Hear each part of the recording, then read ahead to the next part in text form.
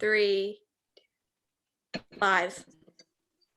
Welcome to Janet's Planet, where we are traveling at the speed of thought. And boy, oh boy, am I so delighted to introduce you to our guest today, Wally Funk. She is known worldwide as being one of the first women chosen as a candidate for astronaut testing for the space program in 1961. She was the first female Federal Aviation Administrator Inspector. She was given the distinction of becoming the first female investigator for the National Transportation Safety Board. In 2000, she trained with the Russian cosmonauts. Wally has been with several projected space programs over the years, but her dream is now coming true. And one day she is going to go up into space with Virgin Galactic and Spaceship Two. She is recognized as an expert on aviation safety. Wally has lectured extensively on the subject, both in the United States and abroad.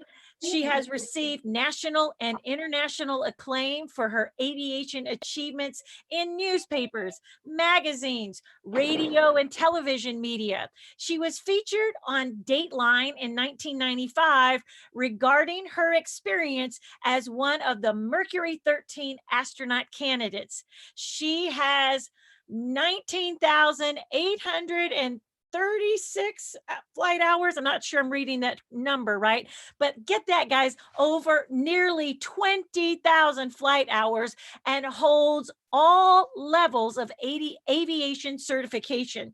She's instructed pilots from private to ATP ratings, and she started her career teaching military pilots at Fort Sill, Oklahoma. She now specializes in instructing teenagers, Dharma, this one's for you, who are pursuing a career in military and or commercial aviation. As well as being an aviation celebrity, Wally has delightful, and I'm talking delightful, magnanimous personality. It is bigger than the sun, and you are sure to come away from this experience with just a great knowledge about aviation and space. Without further ado, everybody give a big, warm, virtual welcome to Wally Funk. Woo! Thank you. Thank you. Take it away, Wally.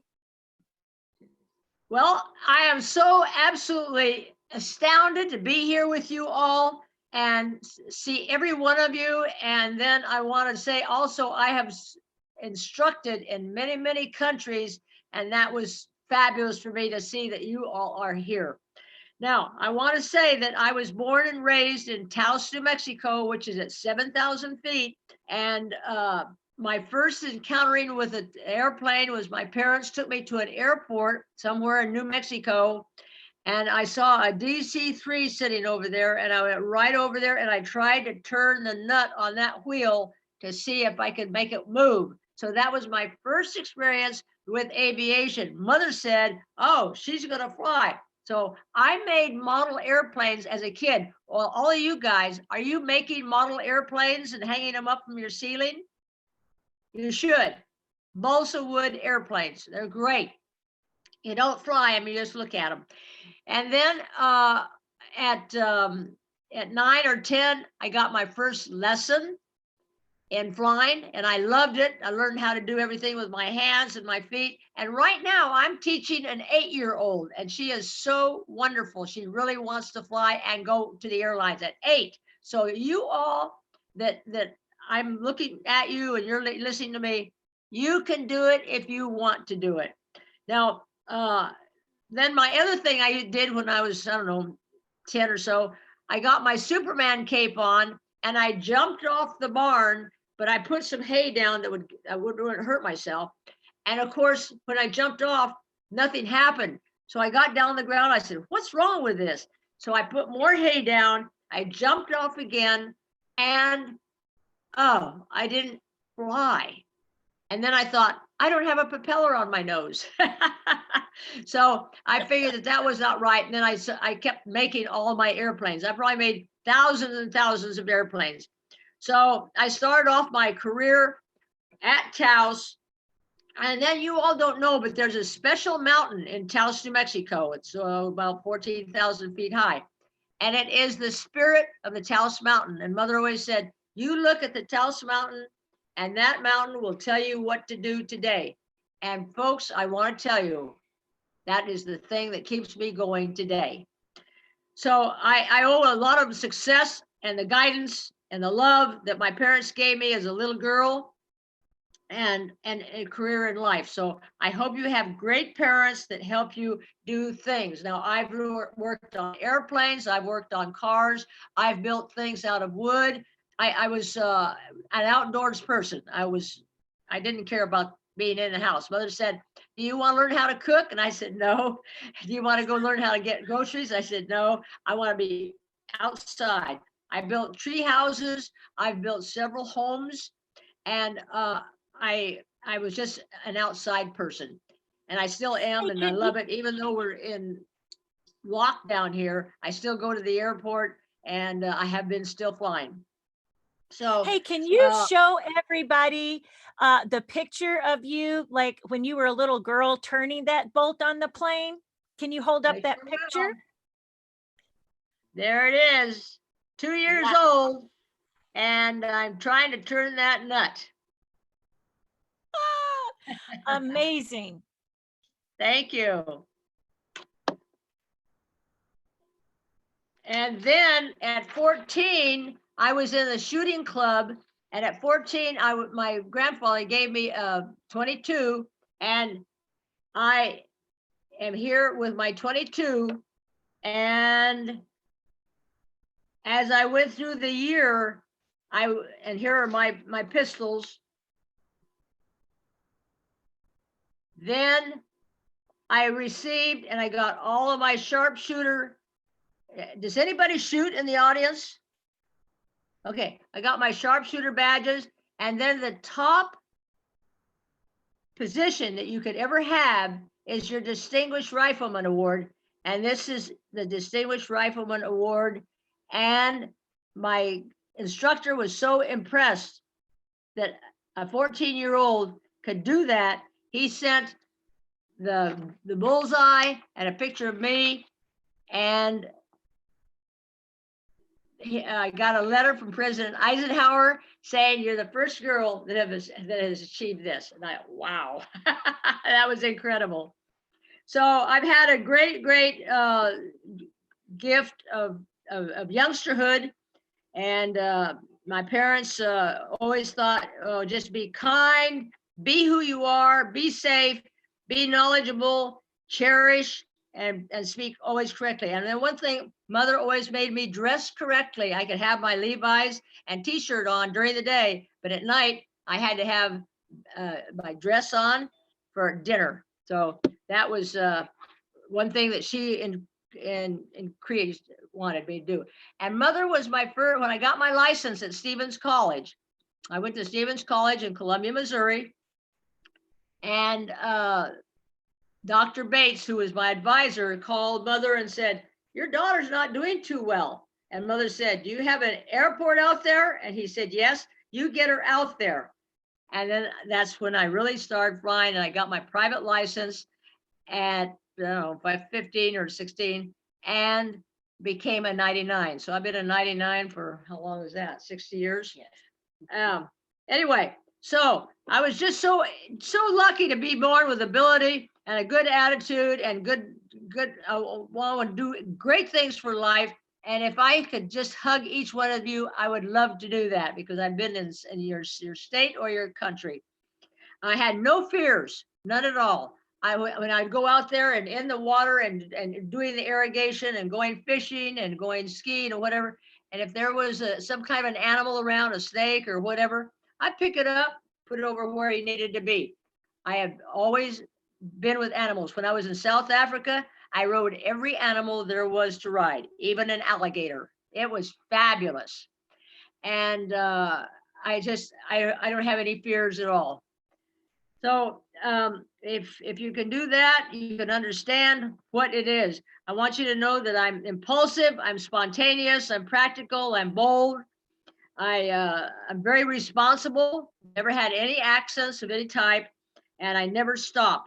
I march to my drummer, and you can call me just the kid next door. Now, astronaut training. Jerry Cobb called me up when I was at Fort Sill and said, "Wally, would you like to be an astronaut?" And I said, "Yes." He said, "Well, you got to call Dr. Lovelace in Albuquerque." I did. And so I called him, and Dr. Lovelace said, "Well, I want you to be here in a couple of weeks on a Monday morning at 8 o'clock. Well, I had to pack everything up at Fort Sill, go to Taos. My parents drove me from Taos to Albuquerque because I didn't realize at that time I was too young.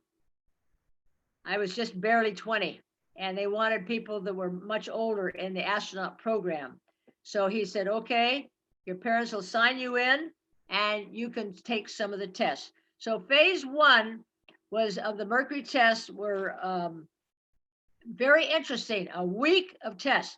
The first thing they did is to put a harness around me and put me in a chair and inject 10-degree water in my ear for about 6, 7, 8 seconds. Oh, Well, I was always told never to speak out loud incorrectly. So I said, "Oh, interesting." And so then obviously I passed. So they took me out, put me in another room for an hour, brought me back, and then they did the other ear. Well, I knew it was going to hurt a little bit, but my right ear is more sensitive because flying, I always had that engine on the right side if it was in a multi-engine aircraft. So anyway, I was so lucky to have passed number one test. Then they would put tubes down me, tubes up me, check my pressures, everything there was to check in a body, they could. There were 25 girls selected and only 13 passed. Well, there were 105 guys selected, and who did we have? The Mercury 7. So I felt very lucky to be the person I am, that I could pass those tests. And you see that bi-wing airplane on the picture behind you, behind me rather. The first airplane that I owned was a Stearman, and it was fabulous. 4 wings. I probably have 2,000 hours in that Stearman, and I taught people how to do acrobatics. It absolutely is great. And right now, the man that owns it up in Seattle sent me a picture, and there is this picture of the Stearman and a rib that came out of 200 ribs in that air, those 4 wings. And he sent me a rib to show me how, since 1940 till now, it was not doing too well. But anyway, back and then also in my youth, somehow I was on the Mike Douglas show in 1975, and Mother got me all dressed up, and those were Indian type of dresses with the jewelry. And I was flown then to the East Coast and was on the Mike Douglas show for an hour. That was never done, having a girl come and do those things. So I was pretty lucky. And I want to also say that the girls that took the tests, we were never together. I only knew Jerry from flying in Oklahoma. So I didn't know any of the rest of the Mercury 13. There's only 2 of us left, but I'm the only one that's been flying for years and years. So I'm still flying. I love it. And I'll take it. hey, here's a question. Here's a question, Wally. Was there a test that was toughest? But I also want to tell them you set the record for one big isolation test. So tell them about that.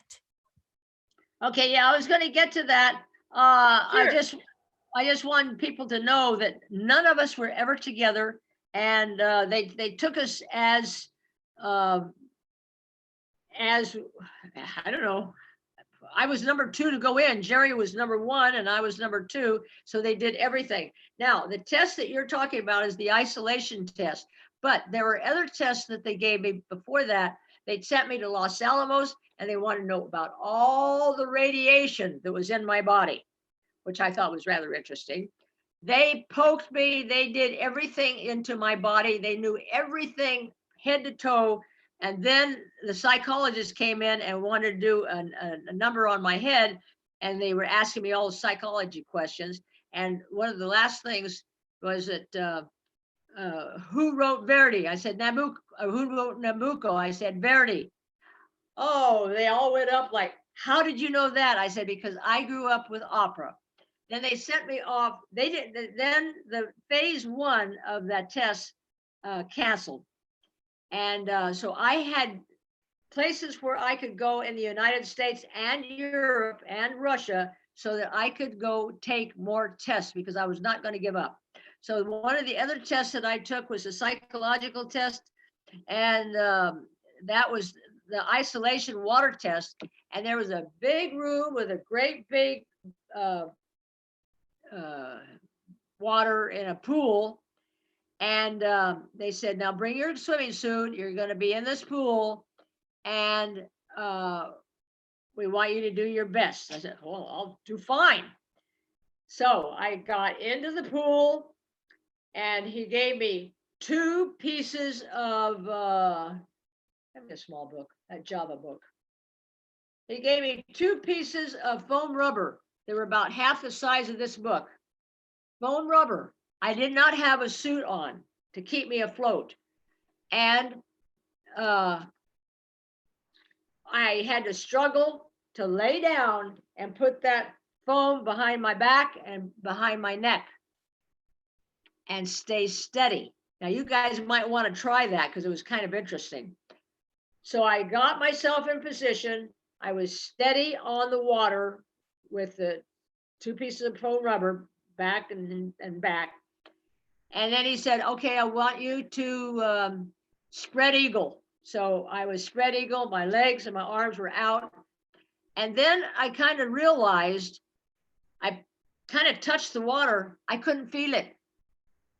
I licked it. I couldn't touch it. I slapped my face with it. I couldn't feel it. Guess what they had done? They had taken my temperature so many times. They knew what it was, 97 or 8. The water, the humidity, everything in that room was my same temperature, and I couldn't feel or test anything. Now, there was no lights. There was a microphone in the center, and he said, I want you to stay there as long as you can. And I said, well, I will do that. And it's so funny because I wanted to be back in my Stearman in a way, but anyway, I wanted to show them that I could do this test because I can do anything. I never failed. So I was in this water, couldn't taste anything, couldn't touch anything. So you know what? I was in space because I didn't try to turn, but I could figure my fingers and my toes, I could wiggle them. I couldn't feel anything. So I put my mind that I was up in space and that was what it was going to be like. And that's what they were going to be testing me doing. Okay. So I went a long time. And finally something came over, a voice came overhead. They said, Wally, how you doing? I said, well, just perfect. Great. He said, well, we're going to turn the mic back off. And so keep doing as well as you're doing. I said, all right, I will. So more time went on. I had to put my mind, as I normally do before I go to bed at night, I put my mind in space. That way I can go to sleep very quickly and I have no problems going to sleep or thinking about things I should have done or shouldn't have done. It is like nice and level and quiet. You might all want to try that. Put your mind somewhere else. So I did that, and pretty soon I heard another voice come on, and he said, Wally, how you doing? I said, I'm doing perfect. He said, well, we are going to turn the lights on now and want you to take it easy and come to the edge of the pool and put the towel around you and come on out. Now, I didn't tell you this when I first went in the door to the pool. I saw a clock and it was at 8:30. So when I got out, my first thought was, oh, I want to look at that clock as soon as I walk out that door. So I got the towel around me and I got out the door. I turned around. Oh, they were so clever. They covered up the clock. So I had no idea how long I had been in. So they wanted to interrogate me. Did my mind change? Did things change at all while I was in the water? No, I was the same person. I thought the same. And finally, they told me, Wally, you had stayed in 10 hours and 35 minutes. I was amazed. I didn't, 10 hours didn't feel like that at all. But I was so settled in my own mind and body, I could do this very easily. So that was phase 2. So phase 3 was going up in a high altitude, and at 40,000 feet, they let it drop, the airplane dropped, and they wanted to see what I was going to do. Well, I just eventually hit the floor, and I knew what was going to happen, so I cushioned myself. Then there were a lot of G's. I did, they said most people do 4 G's. I did 5.5. Because you see, in the Stearman, I was teaching acrobatics. And so when you are doing turns or doing loops or rolls, you have to pull G's. So I was used to pulling 5 G's. So anyway, I thought, okay, I've passed all these phases. It turned out to be 3 phases of astronaut testing. And so then I had known Eileen Collins and all the rest of the girls that had gone up. And they said, Wally, you've got to get on with NASA. I said, yes, I want to. I applied several times and they said, Wally, we want you, but you do not have an engineering degree. Okay, I'll go get one. At the time I was living in Ohio. So I went to Ohio to the college there, and I went into the man that runs the school, and I said, I need an engineering degree so I can get into NASA. He said, you're a girl, you go to home ec. In the 60s, that's the way girls were treated. You all, you know that now. Wow. Anyway, I didn't get it. And NASA said, well, we're sorry, we can't do anything for you. So then I went on and I got programmed to go with other people up in California that are going to be building vehicles and going into space. So I did that, and Virgin Galactic came along and they interviewed me, and I gave them the money that they wanted, which was quite a bit. And I'm still on their list. And that was in 2010. So I've done a lot of air racing, putting a lot of people through. With that many hours, I have probably put through 3,000 people. And here's the house that I've done building. And this is the house that I built in Taos, New Mexico. And there is the Taos Mountain behind there with the snow that gave me the knowledge of what to do. That spirit is great. Now, also in California, I bought the Queen Mom's Rolls Royce. I was into showing cars. I had a Bentley. It didn't do too well. So then somebody said, well, go up to Pasadena and buy the Queen Mom's Rolls Royce. It was a 42. It was in pristine condition. And I would go underneath and check for any oil leaks, and the radiator would open and close as it needed air. So I thought that was pretty neat. So the interior was fantastic, And unfortunately, I'm so sorry I sold the Stearman and the Rolls, because in the Rolls Royce, I got the decanter and the port glasses that the Queen of today used in those days. And then I have a picture of when I was at Fort Sill, and when I was not flying jets, but this happened to be a picture that some press wanted. So I was flying airplanes for the Army at Fort Sill. And then also when I was overseas, somebody was so nice, and that upside down, yeah. I started out in America and flew over to Belgium, got my Volkswagen camper. And I want to make sure you see or seeing it right. So I did here and all over Europe and all over Africa in my Volkswagen camper, and never had a problem in 3 years. Mother had sewn $1,000 bill in my underwear in case I ever needed money for anything. So I was okay. I stayed with friends of my parents. And then of course, at that point, I really missed my Stearman. So this is a little different color than what my Stearman was. But wherever I was in Europe, I would ask people, do you have a Stearman? I'd like to fly it. And that worked. Also, when I was very young, I ran tractors, and I still do. I was on this tractor 2 weeks ago, cutting hay for a friend of mine that has 8 acres. And I love tractors. I love machinery. I love cars. I love airplanes. I can work on them. And then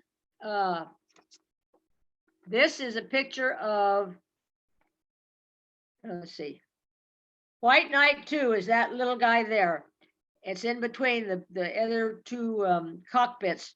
And that is what I'm going to go up in with Sir Richard Branson if he gets things to do.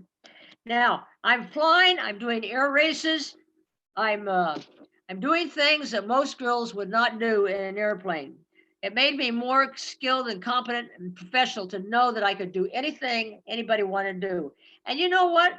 Mother was so cute. She wanted to do these things herself, but her father wouldn't let her. So she let me do anything I wanted to do. Mother always said, don't go faster than your angel can fly.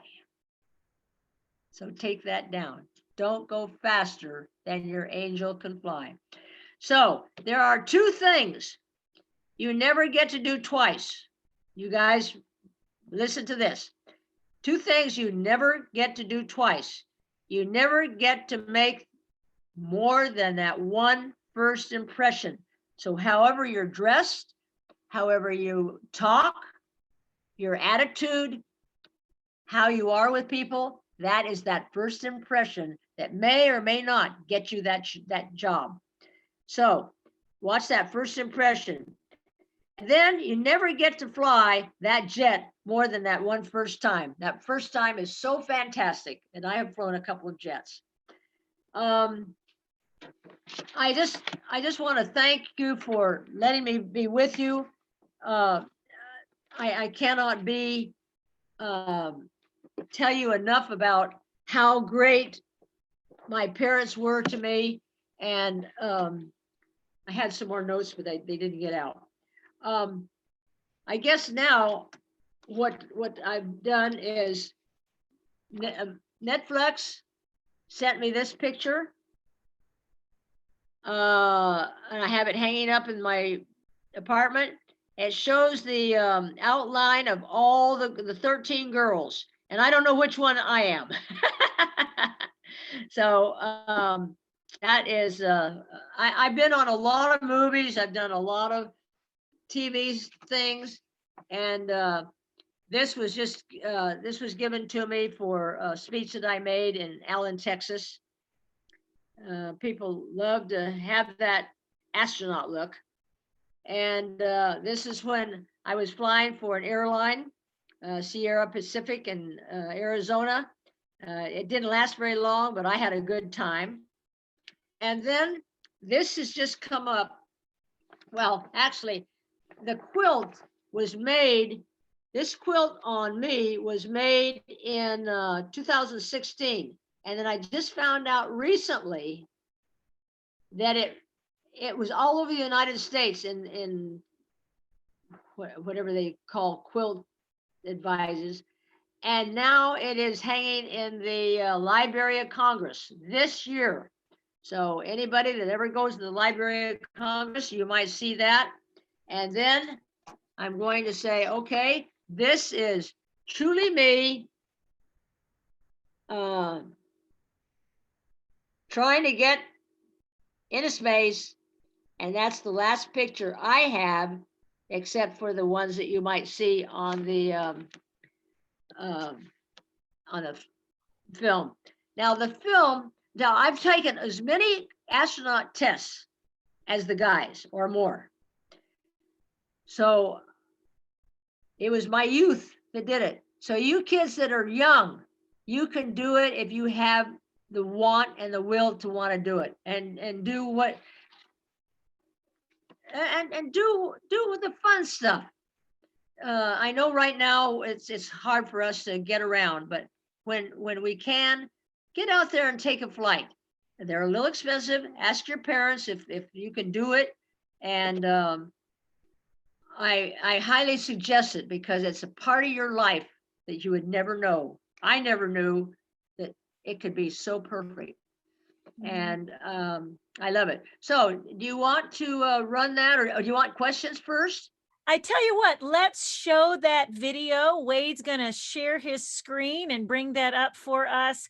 I will tell you, while he is making that transition, that several kids in the chat had decided, one person thought she's a modern day Captain Marvel. And then somebody said, no, she's Captain Mercury. So, so kudos to Jesse and Ashley and Amia. I think that you have inspired about 10 kids over here to go out and become pilots and astronauts. One said she wants to become part of the 99s. So Wade, if you'll go ahead and share that screen, and we'll show that movie now. All right, everybody watch this. This is stupendous. Here we go. Pays $20,000 to be kicked around on vacation. She does. Up next.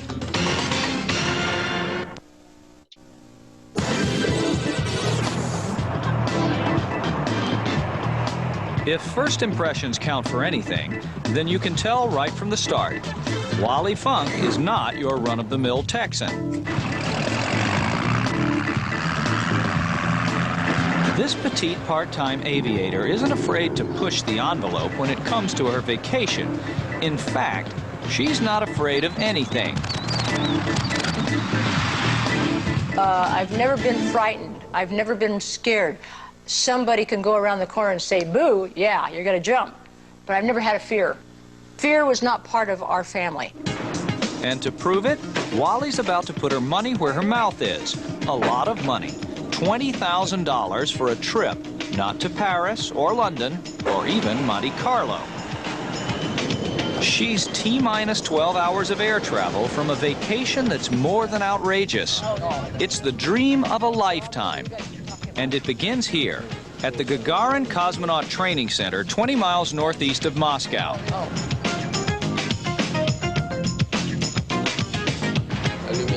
Now, you're probably thinking, anyone who spends 20 grand for a vacation like this must be some kind of space cadet. And you're absolutely right. Believe it or not, 40 years ago, Wally was one of 13 women being tested by NASA for the Mercury space program. I wanted to give myself the chance to get into space as a 21-year-old. So pain did not matter to me. In training, she competed toe-to-toe against such historic figures as John Glenn. You have electrodes stuck all in your body and your head and legs and arms, and they're the type with the needles, not the type of today. So it didn't feel real great either. Clearly, Wally had the right stuff. So what kept her from lifting off? It was politics, not pilot error. We didn't find out until 1999 that Eisenhower had, in fact, had put into a record of some sort that it should be military men picked. So a lot of the the Mercury 13 girls were pretty upset about it, but I knew I had to go on. I knew I would go into space one day. Now, 40 years later, Wally's dream is coming true, and an old wrong is about to be set right, even though she has to fly to Russia to do it. The Cosmonaut Training Camp is located in Star City, longtime headquarters for the Soviet space program. Back in the Cold War days, you couldn't get into this airtight outpost for all the money in the world. This training is fantastic. But anyone with the cash and good health can be a Star Trooper trainee. Like her, Wally's classmates are adventurous civilians. 6 from the U.S., 1 from England. Hey, you like that, huh, kid? That's pretty cool. Yeah. Day 1 is more about hitting the books than hitting the thrusters. The second type is regenerative system. After all, zero gravity isn't something you just jump into. Following a crash course in physics, it's on to the centrifuge, or as some call it, the Vomit Comet. Not the vehicle of choice for most vacation travelers. This mechanical monster is a real stomach turner. It simulates the suffocating G-forces that cosmonauts feel when they leave the Earth's atmosphere. I don't know what to expect. Soon our woman of steel is strapped into the centrifuge. There's no going back now. Any last words? I just hope I don't swallow my tongue. Speaking of tongues, keep in mind that all of the controls are in Russian. One wrong button, and it's Das Vidanya Wally.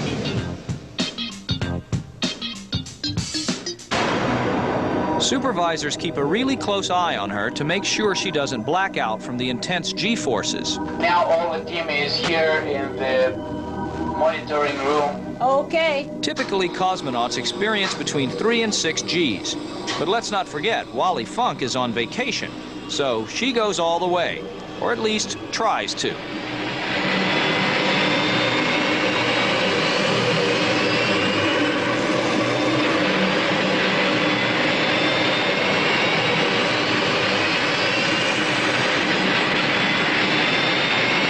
They're getting ready to come and get you now. Okay. Hatch is opening.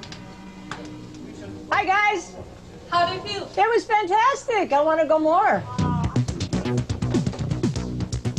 Having blasted off successfully, the next day Wally moves on to stage 2, docking this Soyuz capsule onto the Mach Mir space station. So Wally, how do you feel? Great. I'm ready to go. The accommodations won't be mistaken for a luxury hotel room. In fact, a claustrophobic compartment like this would make most folks panic. We are ready to go. They're a mock space shuttle.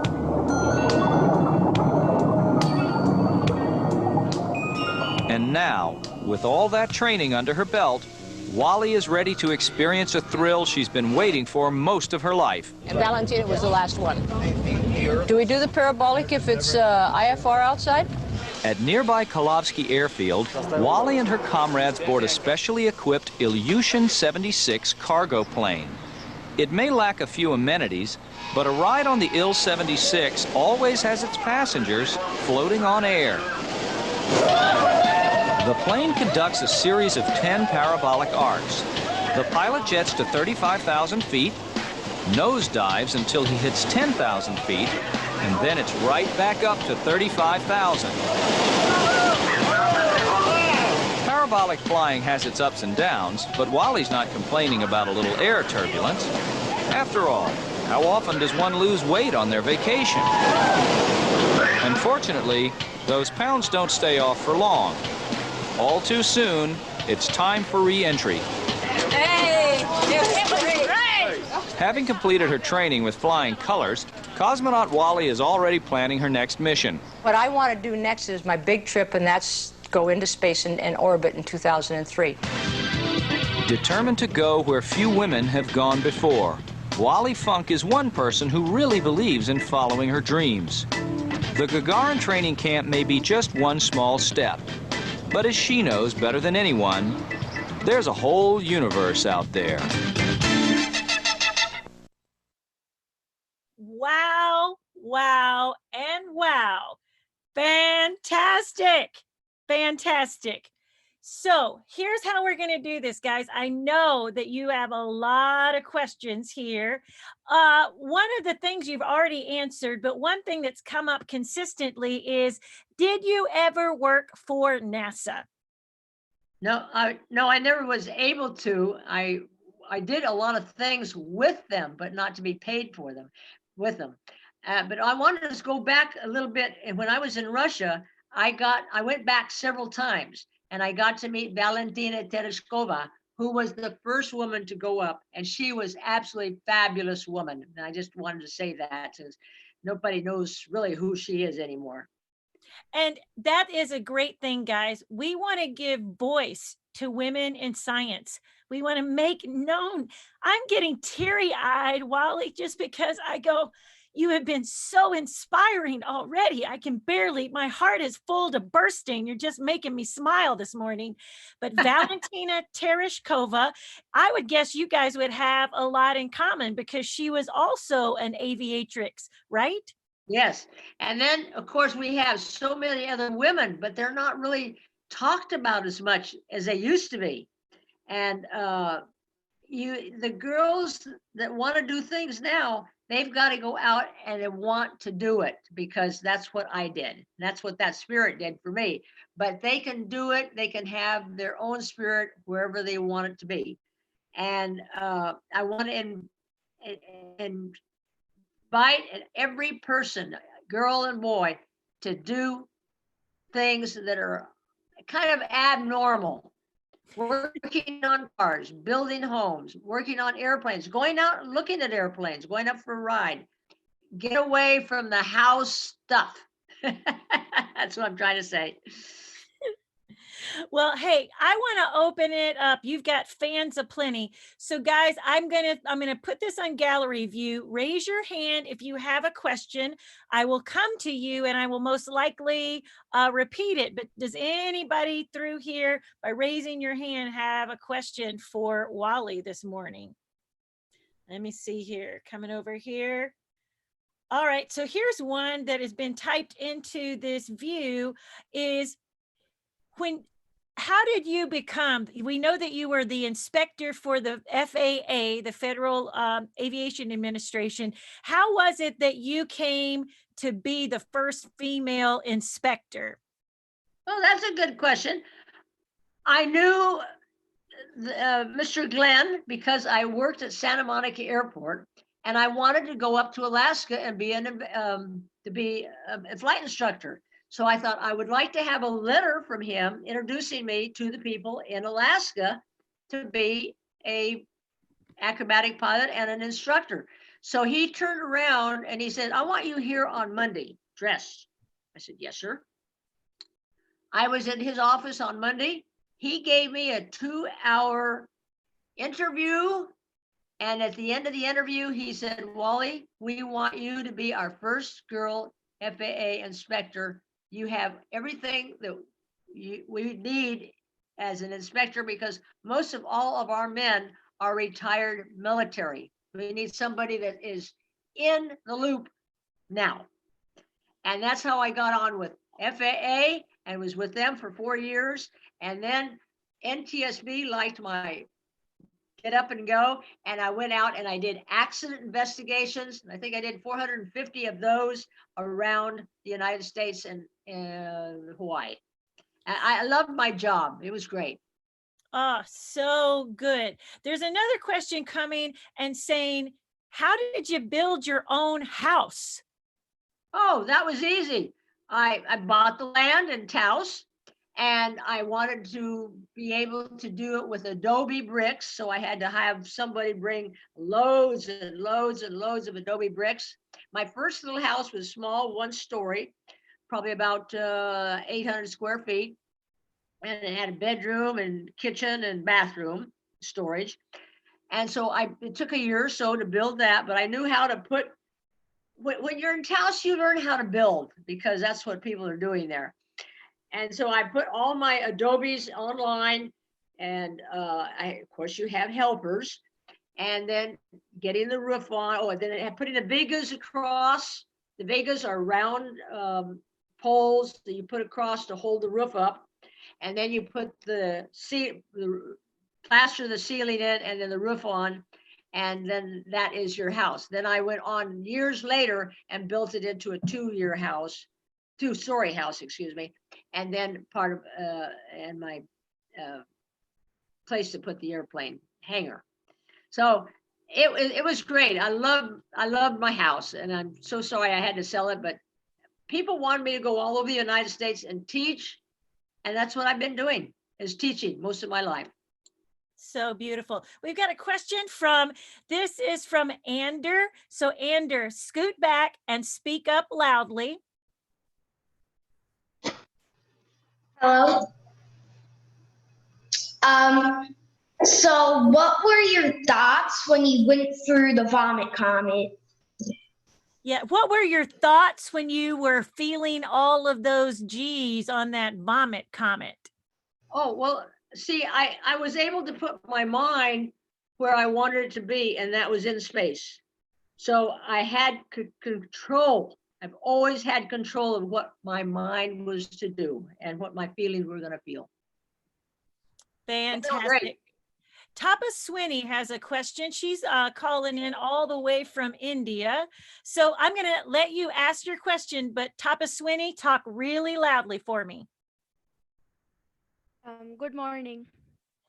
Good morning. In your video, you said that you have never been scared. So how were you able to manage such a thing? Because that's the way I was brought up.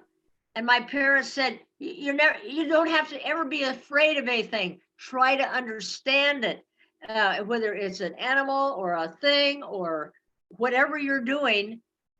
Don't say no, just try it and see if it works. And it always did work.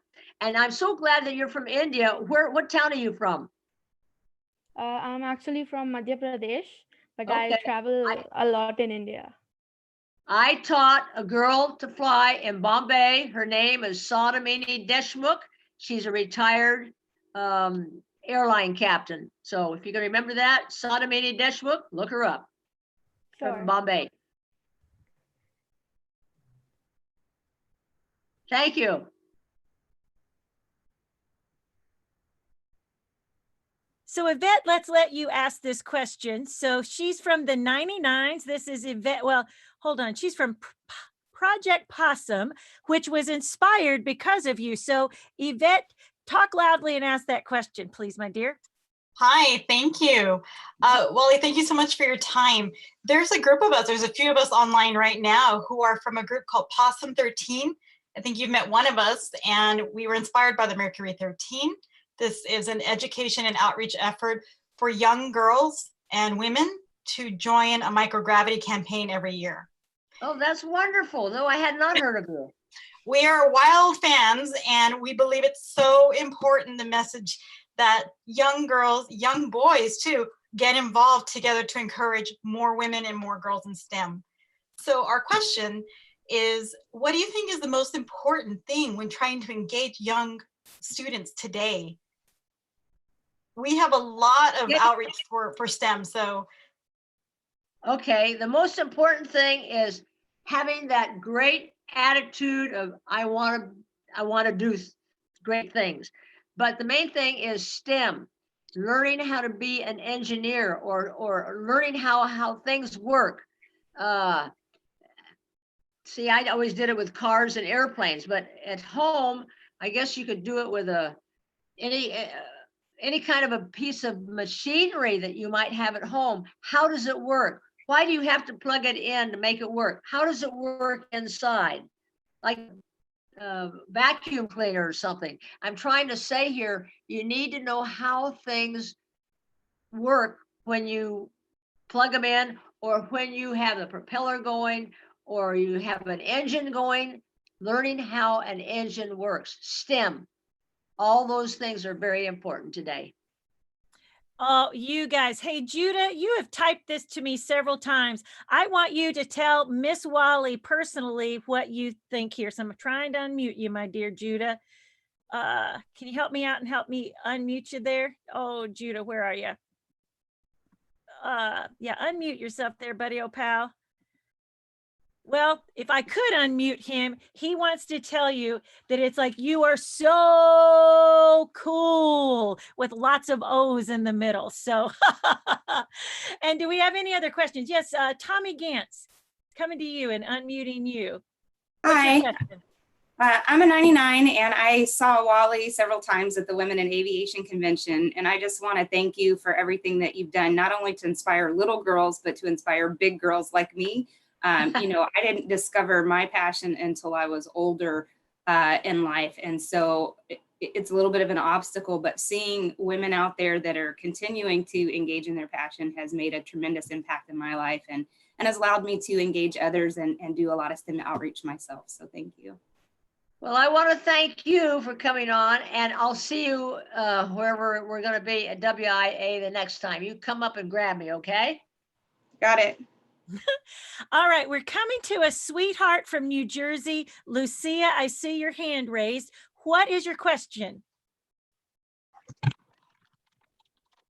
What's your question, baby?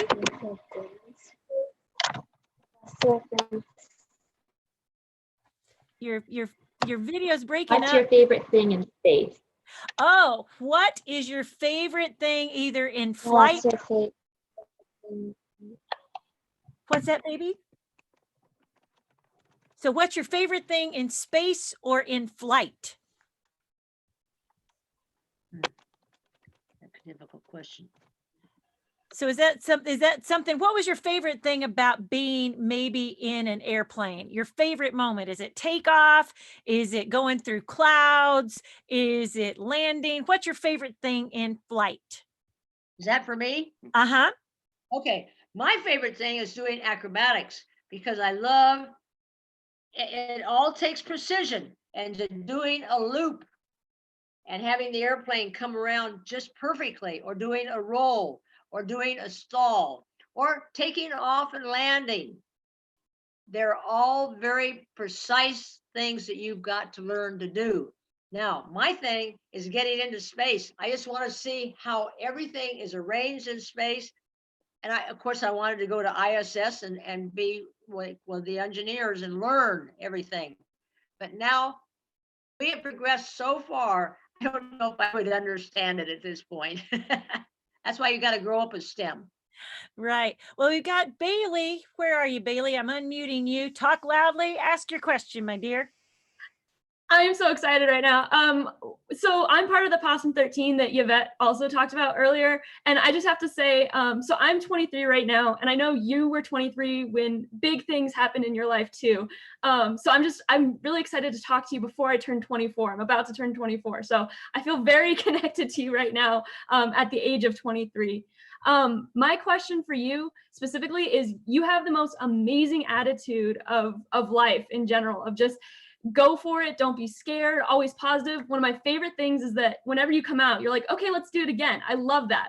But what I'm really curious about is if you ever had struggles in your life or self-doubt or anything along those lines, that the demons that some of us might be struggling with. You've never had that? You don't have any tips on that? Never had. No, I always made everything perfect, or just the way it should be. If it was something in a book, I made it just exactly the way it was supposed to be in the book, whoever wrote it. But going out into space, I mean, when I get into my car, I want to make sure everything is just right before I go off. Things have to be perfect for me to go do things. Fantastic. And again, guys, we can learn a lot from this. It's like sometimes we love to rush. And we have been brought up in a generation that it's like everything is instant. I want you to hear what Miss Wally is really saying. Being perfect also takes a lot of preparation. So you must do the work. And even if it's tiresome work, you must do the work. And you must never tire for doing the work if it is your dream. So make sure that you are really hearing these beautiful, amazing things. I'm coming through again. Hands raised over here. Nick, what is your question, my friend? What was it like when you were floating in the space shuttle, whatever it was? Oh, when she was doing the parabolic flight? Yeah. How was that in your 0G flight? That's what Nick wants to know. Well, when you're in that suit and you're going around and around, you're so strapped in, you don't have any feeling except the G's. But when I was in the tank, I could make myself feel I was in space because I had no feeling of the water or the temperature, and I just, that's the way I think. I was in space and I was floating. All right. The other thing is when she was, and I'm guessing when you were in the 0G flight, that was about 20 or 22 seconds of microgravity when you're doing those parabolas, right? Yeah, you're right. And Nick, I will have to share with you sometime. I got to do a flight very similar to that. And I will tell you, it was the best, like, compared to any roller coaster ride in the whole world. I have, I've jumped out of a plane, I've done that kind of thing, but I will tell you that that feeling of weightlessness is just like the most mind-blowing, freeing, weird thing ever. So it's pretty fantastic. Any Well, that's last great. question? I forgot to mention, yes, I've done quite a few parachute jumps in California, and I just loved it. I've done everything there is to do in aviation and have all the ratings. So I'm still going at it. Ah, super good. Mia, I see you have a question. Yeah. How many tests were there? How many tests did you go through in that 1 week? Because we read that you couldn't, some days you couldn't eat breakfast and then other days you could eat breakfast, but how many tests did you go through that week? I cannot even begin to tell you, because the doctors and the nurses would come at me and say, we're going to do this and this and this and this. And sometimes I didn't know what they were for, but obviously that's what they wanted, whether they were taking something out of my system, putting something in my system. I have no idea how. I've had thousands of tests. Wow. All right, Maggie and Evie, I see your hand raised loud and strong. What's your question, girls? In the documentary, someone fell asleep in the pool. I was wondering, did you fall asleep in the pool?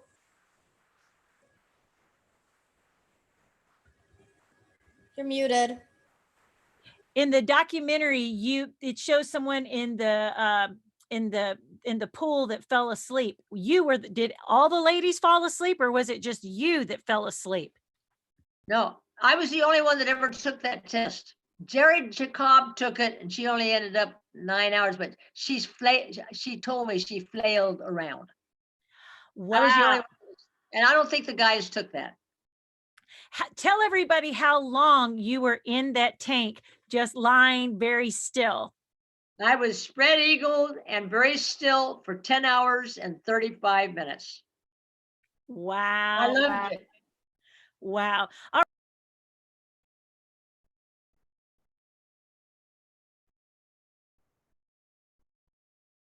Hey, Lucas, what's your question? My question is, have you ever flown around the Jersey Shore? Have you ever flown around New Jersey Shore? No, I've commercially, yes, but most of all my flying that I've taught have been from the middle part of the United States west, Florida, Canada, and then everything west, all the countries. I mean, all the states. I tell you, this has been just an amazing morning. And any last things that you want to share with all of us here in the Zoom room with you and online? Any last things you want to tell us as we close out this great program?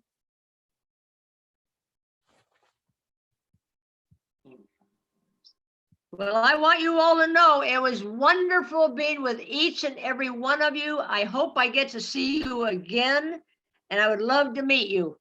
Be sure you know what you want to do in life and do it perfectly. Oh, so good. Let me see if there's one last question. they all want you to know their new nickname for you is Captain Wally Mercury. So they're going to call you Captain Mercury from now on. Hey, Thank you. I accept. That's great. We may have to, you know what, guys? Here is the challenge. If you will draw something or write a letter to Wally about what you heard and what you were inspired by her talk today, and either type that up or send it to me, and I will put it together, a whole big stack, and we will get it to Wally. How about that? Oh, that's fabulous. Yes, please do. And put a picture of yourself in the letter. Beautiful. That way she can know about all of the future pilots and astronauts that she inspired today. I only can tell you, my love, I cannot wait to meet you. Mwah. Consider yourself hugged, my sweet. Let your mind revolve around this thought, everybody. The universe is always expanding. Let your mind do the same. And that's the view from Janet's Planet. All right, guys, I'm going to unmute you guys, and you're going to say thank you to Miss Wally. Thank you. Thank you. Thank you, Miss Wally.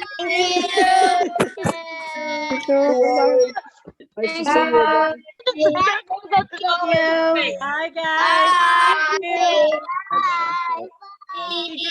Bye. You all are great. Oh, Janet, you are fantastic. Do this. Thank you so much, Wally. We loved having you on with us today. I can't wait to talk with you again. Thank you. Amazing. You're the silly one. Bye.